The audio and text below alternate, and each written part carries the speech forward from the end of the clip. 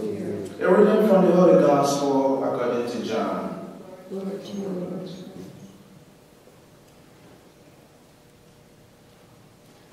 Jesus said to his disciples, "Do not let your hearts be troubled. You have faith in God, have faith also in me.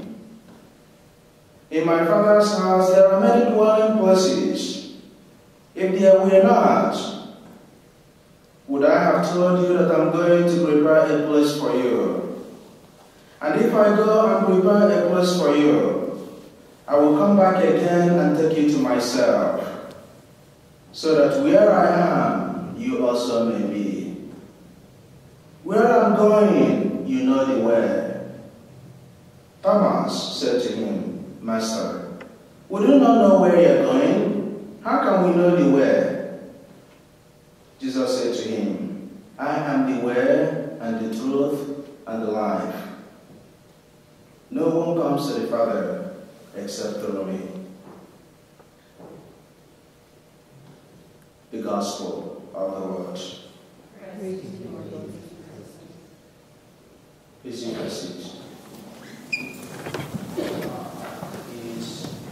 Our love for him does not end with his death, but it goes beyond. And that is why we are here today, just to pray for him. Like yesterday when we were there in the funeral, we already celebrate his life. Sometimes when tragedy happens, we ask many questions. God, why does this happen? And one thing I have found out in this life is most of the time I ask myself personally that kind of question. I never get any answer. So the only thing I ask God is just to give me the grace, to give me the strength that will help me to cope with the difficulty. And just like that first reading we heard this morning says, on this mountain, the Lord will wipe away every tear. So on behalf of the parish, I want to use this opportunity to express our sincere condolences, especially to you, the beloved wife, Nadia, his sons here, Sean and Nicholas. Nicholas and Sean. Okay, I got it right. The grandchildren and also the brothers, John, Edward, and also Robert. And for all the friends and those who have been praying for him, I'm sure all of us will never be in a hurry to forget about John.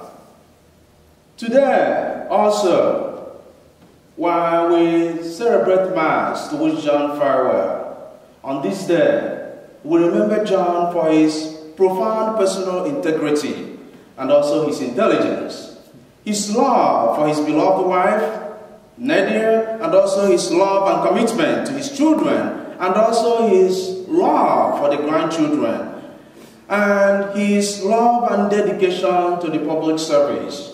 He served in the army, and also his involvement with the education of the students that are disadvantaged. These are the beautiful things about him.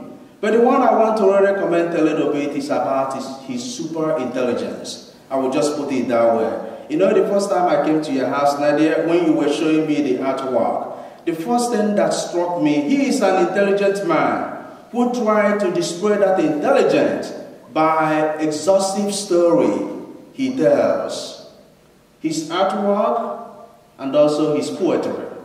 And one of the ones that struck me when I was talking to you the first day I came to your house is when you were showing me to whom the bells are told. This is a priest in France who is going to give a final rite, and it has to be a ringing bell. You know, when I was looking at that, it's reminding me, this is the job you're already doing for John. He's indirectly calling you to come and anoint him. And I said, well, but I'm not ringing bell. But at least I came. I rang the bell when I came to the house. You see, it's something beautiful. Another one that struck me, that was yesterday, when you showed, yesterday morning, when you showed me the poetry, some of those poems, where he says something about death. When you read it, I think it is deep in meaning. Death is an old man, and I believe so, death is an old man. And he goes on to say, death does not know what love means. But still, he loves us and never let us go. And at the end of that poem, he said, death is senseless. And I agree, death is senseless, because if death is sensible, he will know what he's doing and know that sometimes the family don't need their loved ones to go. But we are here not only to celebrate John's life, we are here to pray for him. He is a very good man, a wonderful person. He's a quiet person, but when you ask him any question, like I told you, he is very exhaustive, trying to tell you the history or to navigate you to something you want to know, which I think is so beautiful. What else do we expect Christian? I mean, the hallmark of a Christian life is to be nice to people, to be kind to them, to reach out to them, it doesn't matter their age, and to, as much as possible, to meet people where they are. And that's why sometimes when you are with him, occasionally you will not see him, and guess where he is? He's there playing toys with the children. To tell you that sometimes you want to step to their level, to be with them and to take care of them. My dear friends, like I told you, today we are not here only to talk about John, but we are here this morning to pray for him. He loved flowers, and I saw beautiful flowers yesterday in the funeral home. We can give him all those flowers, but John also needs our prayer. And that is one of the best ways we can connect to him. To be praying for him, and he will be praying for us. St. Paul tells us that our homeland is in heaven. And our journey is a journey from birth to death. But the death is not the end itself. You and I are like a pilgrim. We are on a journey, and that journey will at some point come to an end. But our eternal destiny, our destiny is eternal life with God. And our hope and our faith is John is now sharing that eternal destiny, or the destiny which is eternal life with God. And then some of the things we'll be hearing from the readings today try to remind us again what life is all about. That is a journey from the beginning to the end, but the death is not the end itself. One of the prayers I will be saying, we call it preface, and that preface says, that is a Eucharistic prayer. It says, for your faithful people, O Lord, life ended. No, let me put it better. Life changed, but not ended. And we believe today, John's life only changed. It has not ended. He is going into face another phase of life. And that is eternal life with God. And now when you go to the gospel, we can hear Jesus telling his own disciples, do not let your hearts be troubled. Why is he telling them all those things? Because he is gradually preparing himself to leave. And he wanted to communicate that message to them.